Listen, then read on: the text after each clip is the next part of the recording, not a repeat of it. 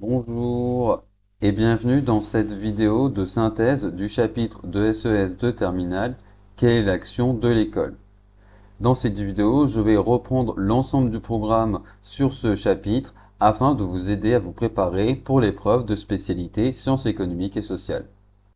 Premier objectif, comprendre que dans les sociétés démocratiques, l'école transmet les savoirs et vise à favoriser l'égalité des chances. Donc déjà, sur la question de la transmission du savoir, et plus précisément en réalité des compétences, il y a différentes dimensions. Un but d'insertion professionnelle sur le marché du travail, mais aussi la formation de citoyens et citoyennes disposant à la fois d'une culture commune et d'un esprit critique. Il y a aussi la question de ce qu'on appelle aujourd'hui les soft skills, et donc la capacité à nouer des liens sociaux et à travailler en équipe.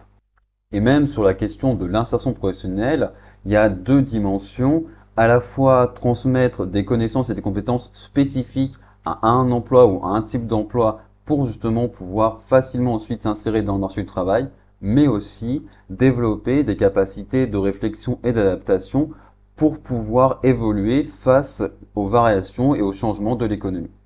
À côté de ça, puisqu'on est dans des sociétés démocratiques, ces sociétés reposent notamment sur le principe d'égalité des chances. La position sociale des individus n'est pas déterminée par la position sociale de leurs parents. Et donc cette idée qu'il peut y avoir de la mobilité sociale, notamment ascendante.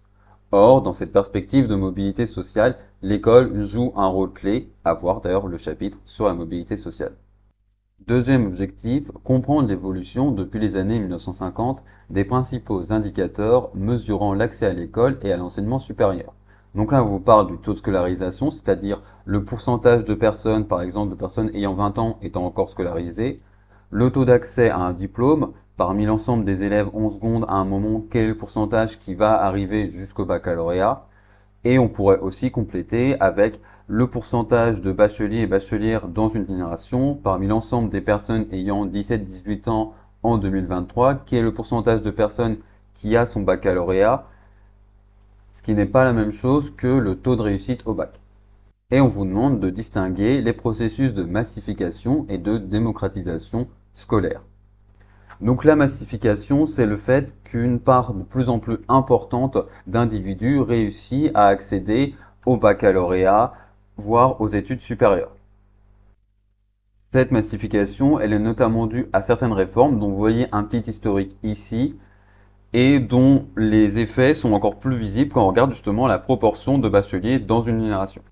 Vous voyez qu'on passe à moins de 10% de bacheliers dans une génération en 1950 à plus de 80 dans les années les plus récentes. Mais ça, c'est notamment possible parce que en 1968, on crée les bacs technologiques, en 1985, les bacs professionnels, en 2010, on généralise les bacs pro pour faire en sorte que à chaque fois, de plus en plus de personnes passent le bac. Et on voit bien les effets sur ce graphique. Mais ce processus de massification est à distinguer de celui de démocratisation qui fait plutôt référence à la réduction des inégalités entre les individus issus de différents milieux sociaux. En gros, certes, les enfants d'ouvriers ont plus de chances qu'auparavant d'avoir le bac et de faire des études supérieures, mais est-ce qu'ils ont les mêmes chances que les enfants de cadre? Et ce qu'on voit, sans trop de surprise, c'est que non, il y a toujours des inégalités. Ces inégalités sont par exemple visibles quand on regarde la répartition selon l'origine sociale des étudiants entre les filières professionnelles et les filières technologiques, mais aussi dans les différents types d'études dans le supérieur. Puisqu'on vient de mettre en avant la persistance d'inégalités de réussite et de parcours scolaire, le programme nous demande ensuite de comprendre la multiplicité des facteurs d'inégalité dans la construction des trajectoires individuelles de formation, en commençant par le rôle du capital culturel et des investissements familiaux. Là, évidemment, il faut comprendre ce qu'est le capital culturel. C'est une notion élaborée par Pierre Bourdieu qu'on peut définir comme l'ensemble des connaissances, compétences et goûts culturels transmis lors de la socialisation. Et Pierre Bourdieu distingue trois dimensions du capital culturel. Le capital culturel institutionnalisé, c'est-à-dire le niveau d'éducation. Le capital culturel objectivé, c'est-à-dire tous les objets liés à des pratiques culturelles qu'on retrouve dans l'environnement des individus, notamment la présence de livres. Et le capital culturel intériorisé. Donc là, on fait vraiment référence aux connaissances, aux compétences et au goût culturel. Le fait que vous savez comprendre certaines choses ou que vous avez une certaine attirance pour certaines pratiques culturelles. Là, c'est facile de comprendre comment le capital culturel influence la réussite et le parcours scolaire. Si vous avez des parents qui ont un bon niveau d'éducation, si vous avez des parents qui vous emmènent souvent au musée, qui vous invitent à lire notamment parce qu'ils lisent eux-mêmes régulièrement, tout cela va vous transmettre une certaine culture qui va être proche des attentes scolaires et qui va faciliter justement votre réussite scolaire. Le programme mentionne aussi la question des investissements familiaux en se disant que les familles peuvent justement faire des efforts et déployer des stratégies pour aider leurs enfants dans le parcours scolaire. Mais cependant, ces stratégies sont influencées par le milieu social auquel appartiennent les individus et leur propre capital culturel. On ne va pas avoir les mêmes investissements et les mêmes stratégies dans les milieux favorisés et les milieux défavorisés, même malgré la volonté de bien faire de ces milieux défavorisés. Cet aspect est d'ailleurs prolongé dans un point suivant du programme où on mentionne les effets des stratégies des ménages.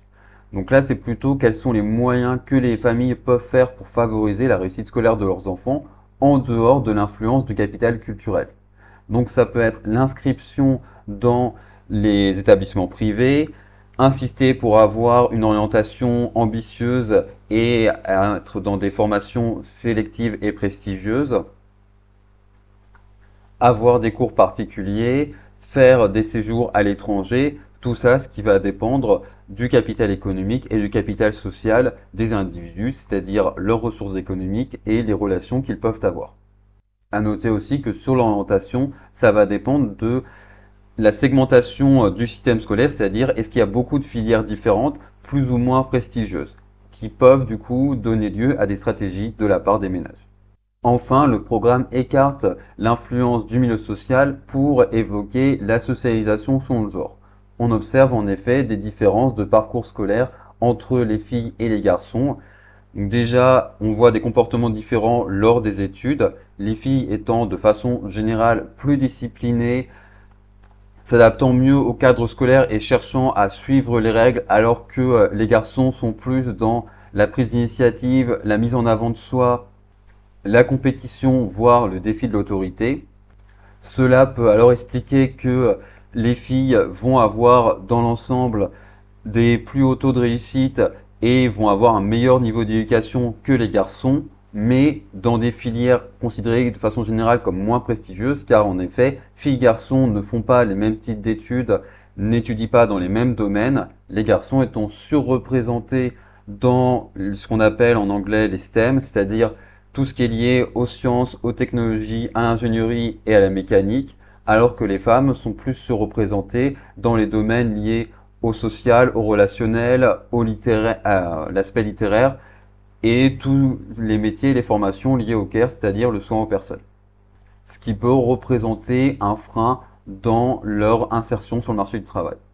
Voilà, c'est tout pour aujourd'hui. J'espère que cette vidéo vous a plu. Si c'est le cas, n'hésitez pas à l'indiquer en la likant, en laissant des commentaires ou en posant vos questions. N'hésitez pas à vous abonner si ce n'est pas déjà le cas. Et je vous souhaite une bonne journée.